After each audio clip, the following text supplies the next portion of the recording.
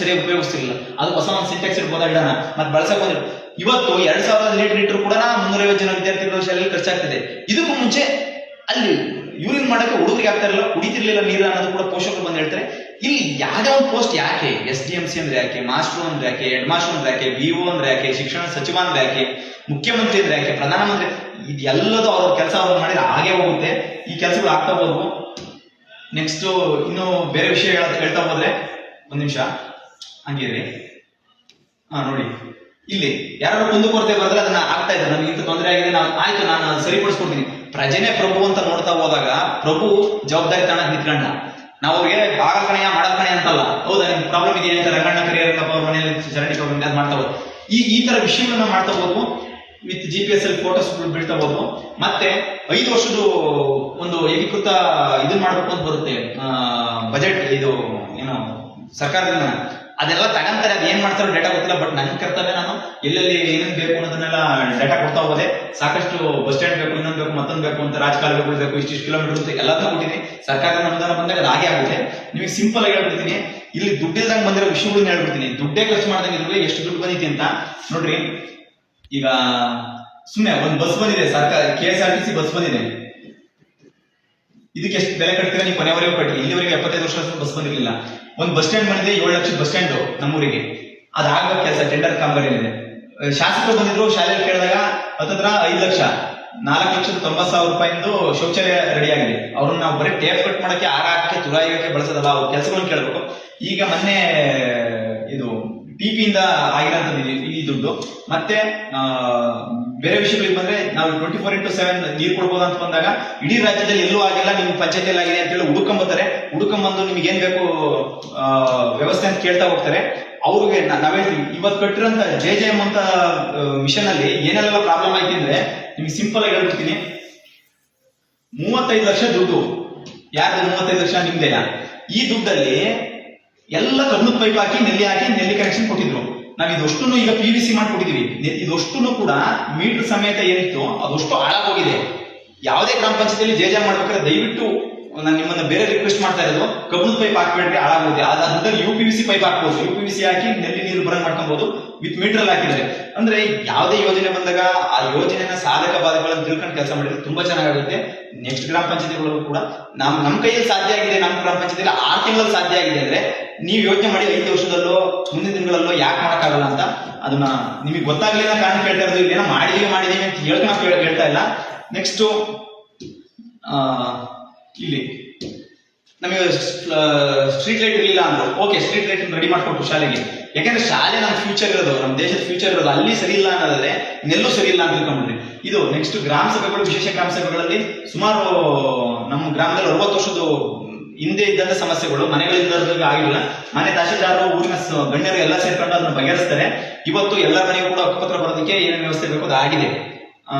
ಅದಾದ ನಂತರ ಆಡಿಟಿಂಗ್ ನಡೆದಂತ ವಿಷಯಗಳನ್ನು ಹಾಕಿದ್ದೀನಿ ನಿಮ್ ಎದುರಿಗೆ. ನಂತರದ ದಿನಗಳಲ್ಲಿ ಹಿಂಗಿತ್ತು ಹಿಂಗಾಯ್ತು ಅನ್ನೋದು ಬದಲಾವಣೆಗಳು. ಮತ್ತೆ ಶಾಲೆಯಲ್ಲಿ ಏನೇ ಕೆಲಸ ನಡೀಬೇಕು, ಏನ್ ನಡೀತಾ ಇದೆ ಅಂತ ಹಾಕಿರೋದು ನೋಡಿ. ಇದೇ ಕಬ್ಬಣದ ಪೈಪ್ ಅನ್ನಲ್ಲ, ಇದು ಹಾಕಿದ್ರು. ಈಗ ನಾವೆಲ್ಲ ಬೇರೆ PVC ಕನೆಕ್ಷನ್ ಮಾಡಿ ಮೀಟರ್ ಹಾಕಿ ಇದಾಕಿ ಕೆಲಸ ಮಾಡಿದಂಥದ್ದು. ನೆಕ್ಸ್ಟ್ ಬಂದ್ರೆ ಇದಕ್ಕೆ ಆಗಿರೋ ಮೆಟೀರಿಯಲ್ ಬಿಲ್ಲು ಸಮೇತ ನನ್ನ ಹತ್ರ ಏನಿದೆ ಅವರಷ್ಟನ್ನು ಕೂಡ ರೆಡಿ ಮಾಡಿ ಅವ್ರಿಗೆ ಕೊಡ್ತಿದ್ದೆ. ಇದು ಮಾಡಕ್ಕೆ ಮುಂಚೆ ಇದು ನಿಮಗೇನು ಅಂತ ಅನಿಸ್ಬೋದು. ನಾನು ಇದನ್ನ ಫೇಸ್ಬುಕ್ ಅಲ್ಲಿ ಹಾಕೊಂಡಿದ್ದೆ, ಏನಿದೆ ಗೀಚಿದ್ರೆ ಇದನ್ನ ಮಾಡಿದ್ರೆ ಅಂತ. ನೋಡಿ ನಮ್ದು ಓವರ್ ಟ್ಯಾಂಕ್ ಇದೆ, ಇದಿಲ್ಲಿದೆ, ಈ ತರ ಕೆರೆಗಳು ನೀರು ಬಂದಿದೆ. ನಮ್ಮ ವಾಟರ್ ಮ್ಯಾನ್ ಸಹಯೋಗದೊಂದಿಗೆ ನಾವು ಕುತ್ಕೊಂಡಾಗ ಏನೇನೆಲ್ಲ ಪ್ರಾಬ್ಲಮ್ ಇದೆ ಅಂತ ಗೊತ್ತಾದ್ವು. 30ರಿಂದ 40 ಕಡೆ ಪ್ಯಾಚ್ ಇದ್ವು. ಅವನ್ನೆಲ್ಲಾನು ಮುಗಿಸ್ಕೊಂತ ಬಂದಾಗ ನೀರು ಲೀಕೇಜ್ ಆಗ್ತಿರತ್ ಬಂದಾಗ ಕೊನೆಗೆ ವಾಟರ್ ಮ್ಯಾನ್ ಕರ್ತವ್ಯಕ್ಕಿಂತ ಜನ ಹೆಂಗೆ ವಾಲನ್ನು ಆಫ್ ಮಾಡ್ಬೋದು, ಜವಾಬ್ದಾರಿ ಹೆಂಗ್ ಕಲಿಬೇಕು, ಅಲ್ಟಿಮೇಟ್ ಜನ ಜವಾಬ್ದಾರಿ ಕಲಿಯೋದು. ಅದು ಮಾಡೋದಕ್ಕೆ ಈ ಸಕ್ಸಸ್ ಆಯ್ತು. ಇದೆಲ್ಲದೂ ಕೂಡ ತಗೊಂಡಿರಂತ ಮೆಟೀರಿಯಲ್ಗಳು ಪ್ರತಿಯೊಂದನ್ನು ಕೂಡ ನಿಮಗೆ ಬಿಲ್ ಸಮೇತನೂ ಕೂಡ ನೆಕ್ಸ್ಟ್ ದಿನಗಳಲ್ಲಿ ಕೊಡ್ತೀನಿ. ಇದೆಲ್ಲ ಆಗಿದೆ. ನೆಕ್ಸ್ಟ್ ನನಗೆ ಇದಾದ ನಂತರ ನನಗೆ ಸಂಬಳ, ನಮ್ಮ ತಾಯಿ ಹೇಳ್ತಾ ಇದ್ರು ಸಂಬಳ ಬಂತೆ ಅಂತ ನಮ್ಮಮ್ಮ ಕೇಳ್ತಾ ಇದ್ರು. ಗಿಂಬಳ ಬಂತಲೆ ಅಂತ ಸದ್ಯ ಕೇಳಿಲ್ಲ ಅಂತ ಖುಷಿ ಆಯ್ತು. ಆ ಸಂಬಳದಲ್ಲೂ ಕೂಡ ನಾವು 3 ತಿಂಗಳಿಗೆ ಬಂತು ಸಂಬಳ. ಆಮೇಲೆ ಇದು ನೋಡಿ ಉಪವೇಶನ ಶುಲ್ಕ 1050 ರೂಪಾಯಿ, 350 ರೂಪಾಯಿ ಅಂತೆ. ಒಬ್ಬ ಗ್ರಾಮ ಪಂಚಾಯತಿ ಮೆಂಬರ್ಗೆ 350 ರೂಪಾಯಿ ಒಂದು ಮೀಟಿಂಗಿಗೆ, ಸಾಮಾನ್ಯ ಸಭೆಗೆ. ಒಂದು ಮೀಟಿಂಗ್ ಸಾಮಾನ್ಯ ಸಭೆ ಅಂದ್ರೆ ತಿಂಗಳಿಗೆ ಒಂದ್ಸತಿ ನಡೀತೆ, 12ಕ್ಕಿಂತ ಜಾಸ್ತಿ ನಡೆಯಂಗಿರಲ್ಲ ಅಂತಿರುತ್ತೆ. ಅದ್ರದ್ದು 1050 ಬಂತು 3 ತಿಂಗಳಿಗೆ ಇಂಟು 3. ನೆಕ್ಸ್ಟ್ ತಿಂಗಳಿಗೆ 2,000 ರೂಪಾಯಿ ಸಂಬಳ ನಮಗೆ. ಉಪಾಧ್ಯಕ್ಷರಿಗೆ 4,000 ರೂಪಾಯಿ ಸಂಬಳ, ಅಧ್ಯಕ್ಷರಿಗೆ 6,000 ರೂಪಾಯಿ ಸಂಬಳ. ನನಗೆ ಬಂದಂತ 2,000 ರೂಪಾಯಿ ಸಂಬಳ, ಅದು ಕೂಡ 3ನೇ ತಿಂಗಳಿಗೆ ಬಂದಿತ್ತು. ಈಗ 6 ತಿಂಗಳು ಮತ್ತೆ 3ನೇ ತಿಂಗಳಿಗೆ ಬಂತು. ಯಾಕೆ ಹಿಂಗೆ ಕೂಡ 2,000 ರೂಪಾಯಿಗೆ ಏನಪ್ಪ ಲಕ್ಷಗಟ್ಟಲೆ ಕೊಡ್ತೀರಾ ನೀವೇನಾದ್ರು? ಆ 2,000 ರೂಪಾಯಿ ನೆಟ್ಟು ಕೊಡಲ್ಲ. ಹಾಳಾಗೋಗ್ಲಿ. ನಾನು ಹೇಳ್ತಾ ಇರೋದು ಇದಲ್ಲ ರೀ, 2,000 ರೂಪಾಯಿ ಅಲ್ಲ. ನೀವ್ ಏನಾದ್ರು ಮನ್ಸ್ ಮಾಡಿದ್ರೆ ಒಬ್ಬ 500 ರೂಪಾಯಿ ಕೂಲಿ ಅಂತ ತಿಳ್ಕೊಂಡ್ರು 5 15,000 ರೂಪಾಯಿ ಪಗಾರ ಕೊಡ್ರಿ. MGNREG ಇದೆಯಲ್ಲ ಅದ್ರಾಗಾರ ಕೊಡ್ರಿ. ಇಲ್ಲ ನೀವೇನೋ ಜಿ ರಾಮ್ಜಿ ವಿ ಜಾಮ್ಜಿ ಅಂತ ಏನೋ ಮಾಡ್ತಿರಲ್ಲ ಅದ್ರಾಗಾರ ಕೊಡ್ರಿ. ಒಂದ್ ಕೂಲಿ ಕೊಟ್ಟಾರ ನಮ್ಗೆ ಮಾಡಿಸ್ಕೊಳ್ರಿ. ನೀವ್ ಯಾವ್ದು ಕೊಡ್ದಂಗೆ ಇಲ್ಲಿ ಏನಾಗ್ತಿದೆ, ಫಸ್ಟ್ ಸ್ಟೆಪ್ ಅಧ್ಯಕ್ಷ ಅಂದ್ರೆ ಅವನು ಏನಕ್ಕೆ ಬಂದಿದ್ದಾನೆ ಅಧ್ಯಕ್ಷ ಅಂದ್ರೆ ಅವನು ಒಂದು ಇಲ್ಲ ದುಡ್ಡು ಹೊಡಿಯಕ್ ಬರ್ಬೇಕು, ಇದು ದುಡ್ಡು ಇಲ್ಲ ಅನ್ನಂಗ ಆಗ್ಬೇಕು. ಇದೆಲ್ಲ ಮಾಡಿದ್ರೆ ಈಗ ಹೇಳ್ತಿದ್ದೀನಿ ನನ್ನ ಸ್ಯಾಲರಿ ಏನಿದೆ, ನನ್ನ ಸ್ಯಾಲರಿನ ಇನ್ನೂ ಮುಟ್ಟಕ್ಕಾಗಿಲ್ಲ. ನಾನು ಈ ಕೆಲಸ ಮಾಡಿಸಿದಂತ ಹುಡುಗರು ಏನಿದ್ದಾರೆ ಆ ಹುಡುಗರಿಗೆ ಕೊಟ್ಟಿದ್ದೀನಿ ನೋಡ್ರಿ ಸ್ಯಾಲರಿ ಸ್ಲಿಪ್ಪು. ಇದೆಲ್ಲನೂ ಕೂಡ ನಿಮಗೆ ಟ್ರಾನ್ಸ್ಪರೆನ್ಸಿ ಕೊಟ್ಟಿದ್ದೀನಿ ನಾನು. ಇದು ಯಾಕೆ ಮಾಡ್ತಾ ಇದ್ದೀನಿ ಅಂದ್ರೆ ನನ್ನ ಸ್ಯಾಲರಿ ನಾನು ನಿಮಗೆ ಯಾಕೆ ಬಳಸಿಲ್ಲ ಅನ್ನೋದ್ರೆ, ನನಗೆ ಇಲ್ಲಿ ಕೆಲಸ ಆಗ್ಬೇಕಾಯ್ತು, ಇದ್ರ ನಡುವೆ PDO ನಾನು ಆಗಬೇಕಾಯ್ತು, ಅಥವಾ ಅಟೆಂಡರ್ ನಾನು ಆಗಬೇಕಾಯ್ತು, ಅಥವಾ ಕಂಪ್ಯೂಟರ್ ಆಪರೇಟರ್ ನಾನು ಆಗಬೇಕಾಯ್ತು. ನಾನಾ ಪಾತ್ರಗಳನ್ನ ನಿರ್ವಹಿಸುವಂತ ಪರಿಸ್ಥಿತಿ ನನಗೆ ಬಂತು. ಅದು ನಾನು ಹೇಳ್ಕೊಂತೀನಿ, ನನಗೆ ಬಂದಿರೋದಕ್ಕೆ ನಾನು ಹೇಳ್ಕೊಳ್ತಾ ಇದ್ದೀನಿ. ಬರೀ ನಂದು 100 ಮನೆ ನೋಡ್ಕೋಬೇಕಪ್ಪ, ನಾನು ಜನಗಳು ಹೇಳಿ ಮಾಡ್ಬೇಕಪ್ಪ ಅಂದ್ರೆ ನನಗೆ 2,000 ರೂಪಾಯಿ ಕೊಟ್ಟರು ಸಾಕಿತ್ತೇನಪ್ಪ. ಆದ್ರೆ ಇಷ್ಟೆಲ್ಲ ಕೆಲಸ ಮಾಡಿದ್ರು ಕೂಡ ಸರಿಯಾಗಿ ಸಂಬಳ ಕೊಡಕ್ಕಾಗ್ತಿಲ್ಲ ನಮ್ಗಳಿಗೆ. ಅದು ಯಾಕೆ ಗೊತ್ತಾಗಿಲ್ಲ. ಓಕೆ, ನಾನು ನಂಬ್ಕೊಂಡಂತ ವಿಚಾರ ಪ್ರಜಾಕೀಯ, ಇದು ಜನಗಳಿಗೆ ಗೊತ್ತಾಗಬೇಕು. ಸಕ್ಕರೆ ನೀರಿಗೂ ಅಥವಾ ಮಾಮೂಲಿ ಇದಕ್ಕೂ ಕೇಸರಿ ಬತ್ತಿಗೂ ಉಪ್ಪಿಟ್ಟಿಗೂ ವ್ಯತ್ಯಾಸ ಗೊತ್ತಾಗಬೇಕು ಅಂದಾಗ ಅಟ್ಲೀಸ್ಟ್ ಜನಗಳಿಗೆ ರುಚಿ ಗೊತ್ತಾಗಬೇಕಾಯ್ತು, ಆ ರುಚಿ ತೋರಿಸ್ಬೇಕಾಯ್ತು. ನಾನು ಹೇಳ್ತಾ ಹೋದೆ. ಇದ್ರ ನಡುವೆ ಅದು ಹೇಳ್ತಾನ ಯೋಜನೆಗಳು ಬರ್ತವೆ, ಸರ್ಕಾರದ ಯೂಟ್ಯೂಬ್ ಮುಖಾಂತರ ತರಬೇತಿಗಳು ಬರ್ತವೆ. ಅದನ್ನೆಲ್ಲ ಭಾಗವಹಿಸ್ತಾ ಹೋದಾಗ ನೋಡಿ 5 ವರ್ಷ ಗ್ರಾಮ ಸಭೆಗಳು ಅಂದ್ರೆ ಹೆಂಗ್ ನಡೀಬೇಕು ಇದನ್ನೆಲ್ಲಾನು ಕೂಡ ಕುತ್ಕೊಂಡು ನಿಂತ್ಕೊಂಡು ನಾವು ಕೂಡ ಇದನ್ನೆಲ್ಲ ನೋಡ್ತಾ ಹೋಗ್ತೀವಿ, ತಿಳ್ಕೊಂತಾ ಹೋಗ್ತೀವಿ. ಇದ್ರ ನಡುವೆ ನೋಡ್ತೀವಿ ಕರೆಂಟ್ ಬಿಲ್ ನಮ್ಮಲ್ಲಿ ಎಷ್ಟು ಕರೆಂಟ್ ಬಿಲ್ ಬರ್ತಾ ಇದೆ ಅಂದ್ರೆ 1,30,000 ಬರೀ ಪ್ರತಿ ವರ್ಷ 1,30,000 ದಂಡ ಕಟ್ತಾರೆ KEB ಅವರಿಗೆ. ಕಾರಣ ಕಳ್ತನ, ಕರೆಂಟ್ ಕಳ್ತನ. ಅವಾಗ ಅನಿಸ್ತು, ಇದೆಲ್ಲ ಏನ್ ಮಿಸ್ ಹೊಡಿತೈತಿ, ಮೀಟರ್ ಇಲ್ಲ, ಇನ್ನೊಂದಿಲ್ಲ, ಮತ್ತೊಂದಿಲ್ಲ, ಅದಕ್ಕೆ ಏನ್ ಮಾಡ್ಬೋದು ಅಂತ ಬಂದಾಗ ನೆಕ್ಸ್ಟ್ ಸರಿ ಬಜೆಟ್ ಬಂದಾಗ ನಾನೇನ್ ಮಾಡಿದೆ, ಆ ಬಜೆಟ್ ಅಲ್ಲಿ ಸುಮಾರು 2 ಲಕ್ಷ ರೂಪಾಯಿ 15 ಲಕ್ಷ ಅಮೌಂಟ್ ಏನ್ ಬಂದಿರುತ್ತಲ್ಲ ಪ್ರತಿ ವರ್ಷ 15 ಫೈನಾನ್ಸ್ 2 ಲಕ್ಷ ರೂಪಾಯಿ ನಮ್ಮ ಸ್ಟ್ರೀಟ್ ಲೈಟ್ ಕಂಟ್ರೋಲ್ಗೆ ಇಟ್ಟಿದೀವಿ. ಮತ್ತೆ 1.5 ಲ್ಯಾಕ್ ಸಮುದಾಯ ಭವನ, ಅಂಬೇಡ್ಕರ್ ಸಮುದಾಯ ಭವನ ಏನಿದೆ ಆ ಸಮುದಾಯ ಭವನ ಮೇಲ್ಛಾವಣಿಗೆ, ಅದು ಜನ ಕೇಳಿ ಮಾಡಿರೋದು. ಏನ್ ಜನ ಕೇಳಿದಂಗೆ ಯಾವ್ದೇನು ಮಾಡಿಲ್ಲ, ಯಾಕೆಂದ್ರೆ ಜನನೇ ಅಲ್ಟಿಮೇಟ್ ಆಗ್ಬೇಕಾದ್ರೆ ಈ ವಿಷಯಗಳಿಗೆ. ಅದಾದ ನಂತರನ ನಿಮ್ಗೆ ಇನ್ನೂ ಮುಖ್ಯವಾದ ವಿಷಯ ಅಂದ್ರೆ ಎಲ್ಲೆಲ್ಲಿ ಸಿಗುತ್ತಲ್ಲ ಮಾಹಿತಿಗಳನ್ನ ಕಲೆಕ್ಟ್ ಮಾಡ್ಕೊಂತ ಹೋದು. ಇದೊಂದು ದೌರ್ಭಾಗ್ಯ ನಮ್ದು. ಏನಂದ್ರೆ ಊರಿಗೆ ಬಾರ್ನರ್ ಬಂದು ಆರಾಮಾಗಿ ಮಾಡ್ತಾ ಇದ್ರು. ಅವಾಗ ಬಾರ್ನರ್ ಕೊಡ್ತಿದ್ದಂತ ರೈಡ್ ಮಾಡ್ತೇವೆ. ಮಾಡಿದಾಗ ಊರಲ್ಲಿ ಒಂದಿಷ್ಟು ಬರ್ತದೆ, ಕುಡಿಯೋರಿ ಬಿಡ್ರ ಮರೆ, ನೀವ್ ಯಾಕೆ ಮರೆ, ಹಂಗೆ ಮರೆ, ಹಿಂಗೆ ಮರೆ ಅಂತ ಇಸ್ಪೀಟ್ ಆಡ್ತಾ ಇದಾರೆ. ಇವನ್ನೆಲ್ಲೂ ಕೂಡ ನಾನು ಬಯಲು ಮಾಡಿರಲಿಲ್ಲ. ಈಗ ಹೇಳ್ತಾ ಇದ್ದೀನಿ, ಅವ್ರ ಮುಖನೂ ಕಾಣಲ್ಲ ಇದರಲ್ಲಿ. ಯಾಕೆ ಅಂದ್ರೆ ಊರೂರಿಗೆ ನುಗ್ಗಿದಾವೆ ಇವು. ಊರೂರಿಗೆ ನುಗ್ಗಿರೋದ್ರಿಂದ ಊರುಗಳು ಹಾಳಾಗ್ತವೆ, ಮತ್ತು ಬರೆಸ್ತದ್ರೆ ಅಮಲನ್ನ ತೇಲಿಸ್ತದೆ. ನೋಡಿ ಈ ಅಮಲಲ್ಲಿ ಆಗಿರೋ ಘಟನೆಗಳು ನೋಡಿ. ಈಗ ಬೆಂಕಿ ಬೀಳುತ್ತೆ ಒಂದು ಊರಲ್ಲಿ, ನಮ್ಮೂರಲ್ಲೇ ಒಂದು, ಅವರಿಗೆ ನಮ್ಮ ಗ್ರಾಮ ಪಂಚಾಯತ್ ಏನ್ ಮಾಡ್ಬೋದು ಅಂದಾಗ 10,000 ರೂಪಾಯಿ ಕೊಡ್ತೀವಿ. ಬೇರೆ ಏನಾದ್ರು ಬೇರೆ ಯೋಜನೆಗಳಿದಾವಲ್ಲ, ತುರ್ತು ಅಪಘಾತ ಆದಾಗ ರಾಷ್ಟ್ರೀಯ ವಿಪತ್ತು ನಿಧಿಗಳು, ಅಲ್ಲಿಂದ ಬರ್ತದೆ, 1 ರೂಪಾಯಿ ಬರಲ್ಲ ಅಂತ ಅಂದ್ಬಿಟ್ರು. ಅದೊಂದು ನನಗೆ ಎಲ್ಲೋ ಒಂದ್ ಕಡೆ ನೋಡಿ, ಪೋಲಿಯೋ ಇರ್ಬೋದು, ಬೇರೆ ಬೇರೆ ವಿಷಯಗಳು, ಚರಂಡಿ ಕ್ಲೀನ್ ಮಾಡ್ತಾ ಇರ್ಬೇಕಾಗಿರ್ಬೋದು, ಅವ್ರಗಳ ಜೊತೆ ಇಡೋದು, ಮತ್ತೆ ಅವರು ಜನಗಳು ಇದನ್ನ ತಾಡೋದು. ಮತ್ತೆ ಇದು ನಾನು ನಾಮಿನೇಷನ್ ಮಾಡಿದ್ದು ಹೇಳ್ತೀನಿ. ಇದರಿಂದ ಮುಂದೆ ನಿಮಗೆ ಆಲ್ಮೋಸ್ಟ್ ಇನ್ನೂ ಬೇಕಾದಷ್ಟು ಫೋಟೋಸ್ ಇದಾವೆ ನೋಡಿ. ಎಷ್ಟೆಷ್ಟು ಅನುದಾನ ಬಂದಿತ್ತು, ಹೆಂಗ್ ರೋಡ್ ಮೇಂಟೆನೆನ್ಸ್ ಇದೆ ಅನ್ನೋದು, ಇವು ಮತ್ತೆ ಫ್ಲಡ್ ಲೈಟಿಂಗ್ ಆಗಿರ್ಬೋದು. ಇದ್ರಲ್ಲಿ ಒಂದು ಇದಾಗಿ ಬರುತ್ತೆ 30 ಬ್ಯಾಟಿಂದು. ಅದು ನಿಮಗೆ ತೋರಿಸ್ತೀನಿ ಮುಂದೆ. ಚಿತ್ರ ಇಲ್ಲೇ ಇದೆ. ಏನು ಒಂದು ನಿಮಿಷ ಹಾಗೆ ನೋಡಿ, ಫ್ಲಡ್ ಲೈಟ್ ಶಾಲೆಗಳಿಗೆ ಏನು ಫ್ಲಡ್ ಲೈಟ್ ಬೇಕಿತ್ತು, 200 ಬ್ಯಾಟ್ ಇದ್ದು. ಇದು ಹೆಂಗ್ ಮಾಡ್ಬೋದು ಅಂತ ಹೋದಾಗ 3,75,000 6 ಫ್ಲಡ್ ಲೈಟ್ಗಳು ಬಂದ್ವು.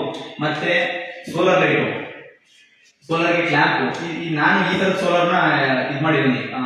ಜನಗಳು ಕೇಳಿ ಯಾರು ಮಾಡ್ಬೋದು ಅಂತ ಕೇಳಿದಾಗ ಕೆಲವರು 30,000 ರೂಪಾಯಿ ತಗೊಂಡ್ರು. ನನಗೆ ಬೇಕಿದ್ದು ಎಲ್ಲಾ ಕಂಬಕ್ಕೂ ಲೈಟ್ ಹಾಕಿದ್ವಿ. ಎಲ್ಲಾ ಕಂಬಕ್ಕೂ ಆ ತರದ ಒಂದು ಲೈಟ್ ಹಾಕೊಂಡ್ರೆ ಕರೆಂಟ್ ಹೋದಾಗ ಅನಿವಾರ್ಯವಾಗಿ ಇದಂತೆ. ನಮ್ದು ಊರು ದೊಡ್ಡದಿರೋದ್ರಿಂದ ಆ ತರದ ವ್ಯವಸ್ಥೆಗಳು ಮಾಡ್ಕೊಂಡಿದ್ವಿ. ಫ್ಲಡ್ ಲೈಟ್ಗಳು ಎಲ್ಲ ಕಂಬಗಳು ಬಂದಂಥದ್ದು, ಎಲ್ಲ ವಿಚಾರಗಳು ಕೂಡ ನಿಮಗೆ ತಿಳಿಸ್ತಾ ಹೋಗಿದ್ದೀವಿ. ನೋಡಿ, ಫ್ಲಡ್ ಲೈಟ್ ಆಗಿರೋದು, ಆನ್ ಆಗಿರೋದು, ಶಾಲೆಗಳಿಗೆ ಅಂತ ಬಂದಂಥದ್ದು, ಮತ್ತೆ ಊರಿನ ಸಾರ್ವಜನಿಕ ಆಟದ ಮೈದಾನಗಳಿಗೆ ಬಂದಿರೋಂಥದ್ದು, ಇದಿಷ್ಟು ವಿಚಾರ. ಮತ್ತೆ ಇನ್ನೂ ಸಾಕಷ್ಟು ವಿಚಾರ ಇದಾವೆ. ಇದನ್ನೆಲ್ಲ ಹೇಳ್ಕಂತ ಕೂಡೋದ್ರ ಬದಲು ಒಂದು ಸಿಂಪಲ್ ಇರೋ ವಿಷಯ ನಾನು ನಿಮಗೆ ಹೇಳಲೇಬೇಕು. ಅದನ್ನ ಹೇಳ್ದಂಗಿದ್ರೆ ಈ ವಿಡಿಯೋ ಪೂರ್ಣ ಆಗಲ್ಲ.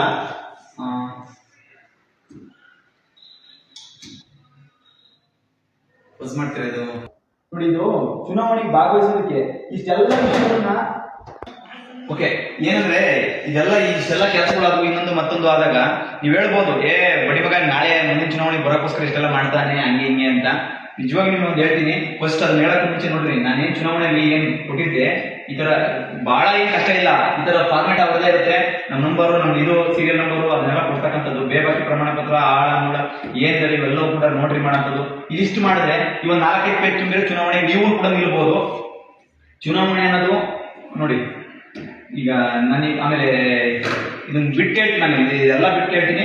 ಯಾಕೆಂದ್ರೆ ಈ ಹೆಲ್ಪ್ ಮಾಡಿದಂಥ ಈ ವಿಷಯಗಳಿಗೆ ಸುಮಾರು ನಮ್ಮ ಗ್ರಾಮ ಪಂಚಾಯತಿಯಲ್ಲಿ ಕನೆಕ್ಟ್ ಆದಂಥ ಹುಡುಗರಿಗಾಗಿರ್ಬೋದು, ಯುವಕರಿಗಾಗಿರ್ಬೋದು, ಎಲ್ಲರಿಗೂ ಕೂಡ ನಾನು ಕೊನೆಯದಾಗಿ ಈ ವಿಡಿಯೋ ಮುಖಾಂತರ ಏನಪ್ಪ ಹೇಳಕ್ ಇಷ್ಟಪಡ್ತೀನಿ ಅಂದ್ರೆ, ಇದು ಯಾರು ನಾನ್ ಮಾಡಿದೆ ಅಂತಲ್ಲ, ಮೊದಲನೇದಾಗಿ ಜನ ಮಾಡಿದ್ರು. ನಮ್ಮೂರಿನ ಜನ ನನ್ನ ಹತ್ರ ₹1 ಎಕ್ಸ್ಪೆಕ್ಟೇಷನ್ ಇಂದ ನಿಕ್ಕರು ಕಿಕ್ಕು ಏನೇನು ಇದಾವಲ್ಲ ಅವನ್ನೆಲ್ಲ ಮಾಡ್ದಲೆ ನಮ್ಮೂರಿನ ಜನ ಜವಾಬ್ದಾರಿ ತಾಣಕ್ಕೆ ಇಷ್ಟೆಲ್ಲ ಕೆಲಸಗಳು ಆದವು.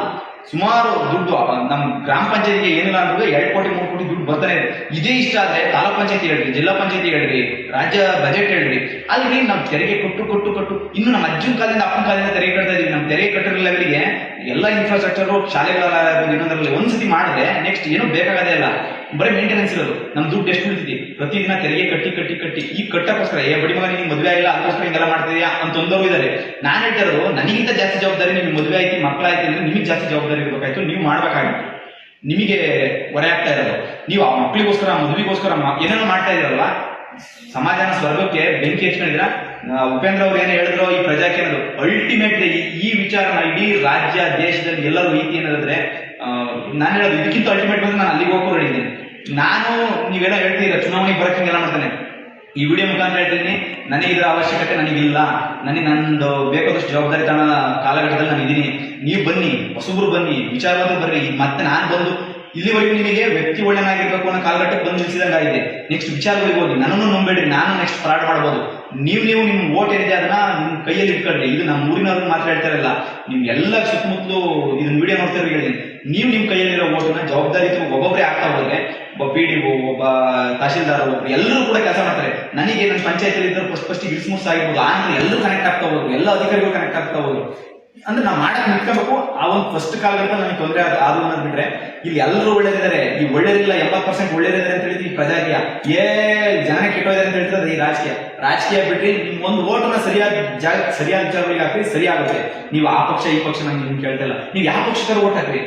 ART ಅಕೌಂಟಬಿಲಿಟಿ, ರೆಸ್ಪಾನ್ಸಿಬಿಲಿಟಿ, ಟ್ರಾನ್ಸ್ಪರೆನ್ಸಿ ತಾಳ್ತೀನಪ್ಪ, ಸಂಬಳ ಕೆಲಸ ಮಾಡ್ತೀನಪ್ಪ, ಮಾಡ್ದಂಗಿದ್ರೆ ಕೆಳಗೆ ಹೋಗ್ತೀನಪ್ಪ. ನಾನೀಗ 6 ತಿಂಗಳಲ್ಲಿ ಆಗಿರೋ ಕೆಲಸ ಇದು. ನನಗೆ 6 ತಿಂಗಳಲ್ಲಿ ಪೋಲಿಂಗ್ ಬಿಡ್ಬೇಕು. ನಾನು ಪ್ರಜಾಕೀಯ ಸಿದ್ಧಾಂತ ಹೋಗ್ತಿರೋದ್ರಿಂದ ನಾನು ಅದನ್ನ ಹೇಳ್ತಾ ಇದ್ದೀನಿ.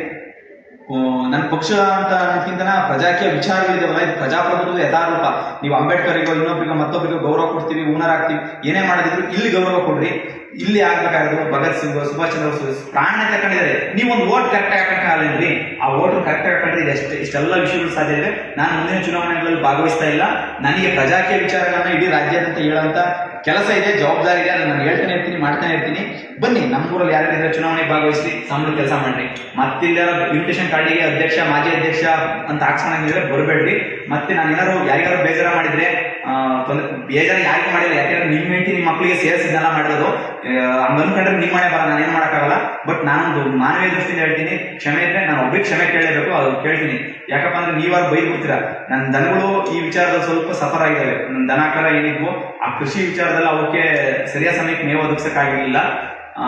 ಪಾಪ ಅವು ನನ್ನನ್ನು ಕ್ಷಮಿಸ್ತವೆ ಅಂತ ನಾನು ಅನ್ಕೊಂಡಿದ್ದೀನಿ. ಯಾಕೆಂದ್ರೆ ಅವು ಹಂಗೆ ಅವು ಮುಖ ಪ್ರಾಣಿಗಳು. ಮನುಷ್ಯ ಬಡಿಕೊಂಡ್ ಏನಿದ್ರೆ ಇವಂದೇ ಒಂಚೂರು ಜಾಸ್ತಿ ಆಸೆ. ಅವಕ್ಕೇನು ಊರು ಕೊಟ್ರೆ ಸಾಕು, ಅವಾಗ ಚಿನ್ನ ಕೇಳಲ್ಲ, ಮುತ್ತು ಕೇಳಲ್ಲ, ರತ್ನ ಕೇಳಲ್ಲ. ನಾನು ಈ ವಿಚಾರದಲ್ಲಿ ಸಕ್ಸಸ್ ಆಗಿದ್ದೀನಿ. ಇನ್ ಯಾರ್ಯಾರಿಗೆ ಗ್ರಾಮ ಪಂಚಾಯತಿಯಲ್ಲಿ ಸಕ್ಸಸ್ ಆಗ್ಬೋದು ಬನ್ನಿ. ಬರೇ 100 ಮನೆ ಒಬ್ಬ ಸದಸ್ಯನಿಗೆ ಬರೋದು, ಕರೆಕ್ಟ್ ಕೆಲಸ ಮಾಡಿದ್ರೆ ಇಲ್ಲಿರೋ 5 ಜನ 6 ಜನ ಸದಸ್ಯರು ಕೆಲಸ ಮಾಡಿದ್ರೆ ಅದ್ಭುತವಾಗುತ್ತೆ. ಈ ಅದ್ಭುತ ಆದ್ರೆ ನೀವೇನು ಟ್ಯಾಕ್ಸ್ ಕಟ್ತಾ ಇದ್ರಲ್ಲ ಸರ್ಕಾರಕ್ಕೆ, ಆ ಟ್ಯಾಕ್ಸ್ ಎಲ್ಲ ನಿಮಗೆ ಉಳಿತೈತಿ.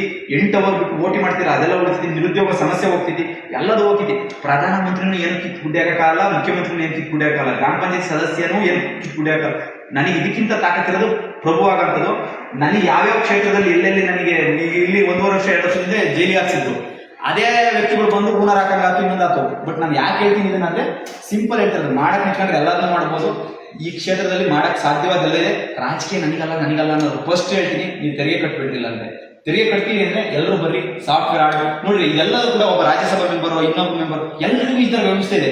ಮಾಡ್ರೆ ಒಂದು ಬಿಟ್ಟು ಪ್ರೆಸೆಂಟೇಷನ್ ಮಾಡಿ ಅಂದ್ರೆ ಇರೋಲ್ಲ. ಉಪೇಂದ್ರ ಕೇಳಿದಾಗ ನನಗೆ ಅನಿಸ್ತು, ಅಯ್ಯಪ್ಪ ಈ ಒಯ್ಯ ಹೇಳ್ತಿರೋದೇನೆ ಬರೇ, ಈ ಒಯ್ಯ ಪ್ಯೂಡ್ ಹೇಳ್ತಾ ಇದ್ದೀನಿ, ನನಗೆ ಯಾವ್ದು ಬೇಡ, ನೀವು ಬರ್ರೆ ಅವ್ನು ಪಕ್ಷ ಮಾಡ್ತೀನಿ ಮಾಡ್ತೀನಿ ಅಂತ. ಈ ಒಯ್ಯನ ಅರ್ಥ ಮಾಡ್ಕೊಂಡು ಹೋದೆ, ಅವ್ನು ಆ ಜಾತಿನಲ್ಲೇ, ಈ ಧರ್ಮದಲ್ಲ ಅಂತ ಅವನ್ನೇ ಕ್ರಿಟಿಸೈಸ್ ಮಾಡ್ತೀರಾ. ನಿಮ್ಮನ್ನ ನೀವು ಕ್ರಿಟಿಸೈಸ್ ಮಾಡಿದ್ರೆ ನಿಮ್ಮ ಮಕ್ಕಳಿಗೋಸ್ಕರ, ನಿಮ್ಮ ಮುಂದಿನ ಫ್ಯೂಚರ್ಗೋಸ್ಕರ ಈ ಒಂದ್ಸತಿ ಒಳ್ಳೆ ಟಾರ್ ಹಾಕಿದ್ರೆ ಮತ್ತೆ ಪ್ರಕೃತಿ ಹಾಳು ಮಾಡಂಗಿಲ್ಲ. ಇದು ಎಷ್ಟು ಪ್ರಕೃತಿ ಕನೆಕ್ಟ್ ಆಗಿದೆ ಅಂದ್ರೆ, ನೀವು ಸರಿಯಾದ ಕೆಲಸ ಮಾಡಿದ್ರೆ ಪ್ರಕೃತಿ ನಿಮಗೆ ತಾನಾಗೆ ಸಪೋರ್ಟ್ ಮಾಡುತ್ತೆ. ಪ್ರಕೃತಿ ವಿರುದ್ಧವಾಗಿ ಹೋಗ್ತಾ ಇದೀವಿ, ವಿಕೃತಿ ಮೆರಿತಾ ಇದೀವಿ, ಪ್ರಜಾಪ್ರಭುತ್ವನ ಉಳಿಸ್ಕೊಳ್ಳೋಣ. ಓಕೆ, ಇದನ್ನೆಲ್ಲ ಹೇಳ್ಕೊಟ್ಟಂತ ಪ್ರಜಾಕೀಯ ಸ್ನೇಹಿತ ಗುರುಶಂಕರ್ಗೆ ನನಗೆ ತಿಳಿಸಿದರು ಫಸ್ಟ್ ಪ್ರಜಾಕೀಯನ. ನಿನ್ ಯಾವ ಸುತ್ತಮುತ್ತಲು ಎಲ್ಲ ಪ್ರಜಾಕೀಯರು ನನಗೆ ಸಪೋರ್ಟಿವ್ ಆಗಿ ನಿಂತ್ಕೊಂಡು, ನಿನಗೆ ಈ ವಿಷಯ ಬೇಕಾತಾಗ, ಈ ವಿಷಯ ಬೇಕಾತಾಗ ಅಂತೇಳಿ ಮೊಬೈಲ್ ಮುಖಾಂತರ ಧೈರ್ಯ ಕೊಟ್ಟು ಮಾಡಿದ್ರೆ, ಮತ್ತೆ ನಮ್ಮೂರಿನ ಜನ ಸರಿ ಇದಾರೆ, ಸರಿ ಆಗ್ತಾರೆ, ಅವ್ರಿಗೆ ನನ್ನ ಅವಶ್ಯಕತೆ ಏನಿಲ್ಲ, ಇನ್ನು ಅವರವರೇ ಪ್ರಜಾಪ್ರಭುಗಳಾಗ್ತಾರೆ ಅಂತ ಅಂದ್ಕೊಂಡು ನಾನು ಈ ಕೆಲಸನ ನಿಮಗೆ ಒಪ್ಪಿಸಿ ನನ್ನ ಮಾಹಿತಿನ ಕೊಟ್ಟು, ಇನ್ನು ಸೋಲಾರ್ ಬಂದಿದೆ ಅದನ್ನ ಫಿಟ್ಟಿಂಗ್ಸ್ ಮಾಡ್ಬೇಕು, ಅದನ್ನ ಮಾಡ್ಬಿಟ್ರೆ ನನ್ನ ಜವಾಬ್ದಾರಿ ಮುಗಿಯುತ್ತೆ. ನೆಕ್ಸ್ಟ್ ನಿಮ್ಮ ಜವಾಬ್ದಾರಿ ತಾಳ್ರಿ ಅಂತ ಹೇಳಕ್ ಇಷ್ಟಪಡ್ತೀನಿ. ಧನ್ಯವಾದಗಳು. ಈ ವಿಡಿಯೋ ಮಾಡಿದಂತ ಸರಿಗೂ ಕೂಡ ಧನ್ಯವಾದಗಳು. ಎಲ್ರಿಗೂ ಧನ್ಯವಾದ.